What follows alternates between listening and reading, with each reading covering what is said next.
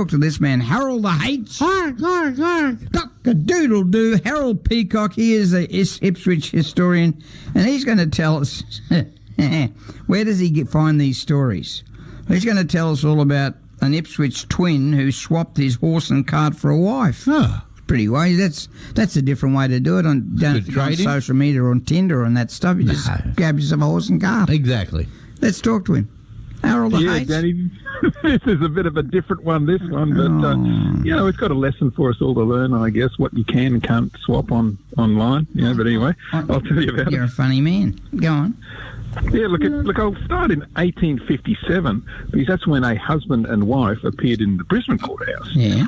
On a Monday, David Ferguson was found guilty of drunkenness and sentenced to 24 hours solitary confinement. Right. On the Wednesday, his wife, Agnes Ferguson, was fined for drunkenness and obscene language. Now, this couple they were made in heaven. You see, they were both convicts. Right. David Ferguson was transported from England in 1834, and Agnes, she was transported from Ireland in 1839. Oh. And while her first husband was in prison here, she bigamously married Ferguson. How do these people do these things? Oh, it's crazy stuff, isn't it? Anyway, while this love match was regularly in the Brisbane court, here in the Ipswich courthouse in 1859, there were twin brothers who were matched against one another. Right. The case of Moses Walmsley versus Aaron Walmsley, it was adjourned, and sadly the outcome of that court case has actually been lost in history. But the Walmsleys, they came from Liverpool in the early 1850s. Right. Moses got married in Ipswich to the daughter of a Mr. Samuel Pitt, Right. after whom Pitt Street in Sydney was named. Wow. And Moses ran a dairy farm at Redbank, and his twin brother Aaron, he became a shipwright. Right. Now, in June 1860, this is when it all starts to heat up, the Fergusons and the Walmsleys were back in court, this time in Brisbane against one another. Right. You see, Aaron Walmsley charged David Ferguson with unlawfully detaining a set of harness, horse and cart, which Walmsley claimed belonged to him. The ex-convict Ferguson was defended by none other than Charles Lilly, who would become the Premier and Chief Justice of Queensland. So this is really high-profile stuff. The circumstances of the case were quite bizarre. You see, Ferguson agreed to sell his wife, Agnes, in exchange for Walmsley's horse, cart and harness. The actual signed contract was provided as evidence to the court.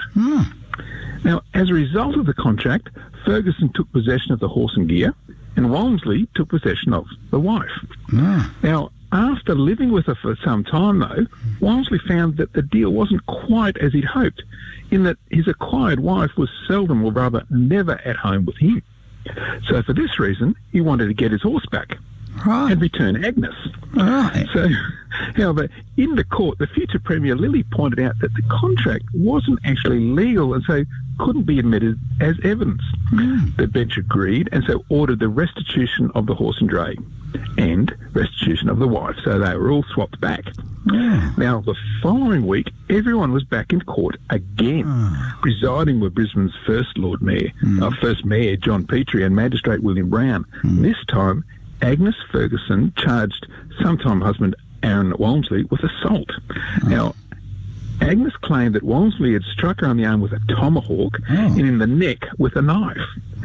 Now, much to the embarrassment of the learned magistrates, Agnes bared her delicate arm and offered to expose other parts of her body as evidence. But the bench quickly deemed that as unnecessary, and in the end, the case was dismissed anyway. Now, without even leaving the courtroom, Walmsley then again charged Agnes's other sometimes husband, Ferguson, with unlawfully detaining his horse. But because the horse and wife had already been returned, that case was also dismissed. Now, the Fergusons and the Walmsleys, they continued to keep the court busy. See, Aaron Walmsley, he was a man who swapped his horse for a wife. He never got in trouble for tomahawking his sometimes wife, but ironically, he was found guilty for mistreating his horse. And his twin brother, Moses Walmsley, he was the one that married in Ipswich and took his brother to court here in Ipswich. He was also found guilty of cruelty to a horse. And William Walmsley, the son of Moses, Moses had begat him in biblical terms, he also had a problem with horses. See, he later wreaked havoc in Stanley Street in South Brisbane when the horse he was riding threw him off. He then collided with a horse and spring cart, which bolted and threw out its 3 passengers.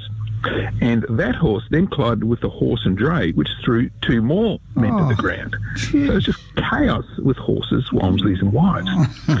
And as for Agnes Ferguson, now she was admitted to the Dunwich Asylum on Stradbroke Island and died there in 1893. And that's what finally happened to the wife, who was swapped for a horse and cart and made headlines across the colony. It was just an amazing story. Another great story that's built. You built it. You just kept building and building and building. What a great story. Well, how could you not build when you got horse, wife swapping, but in the old ways with a horse? And then it didn't work out, so they wanted to swap back, and that's where the legal troubles happened. And he never got in trouble for hurting his wife. He got in trouble for hurting his horse. And all in Ipswich. All more of Ipswich stories. Like Ipswich, and Brisbane tried to muscle in on it, but yeah, look, the Walmsleys were Ipswich. They were out at Redbank farming out there. Now, mate, how do we find out about this story if we want to sit and read it?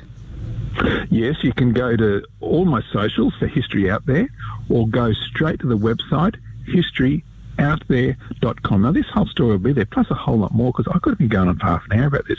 I'll even reproduce the full contract of sale for the wife and horse.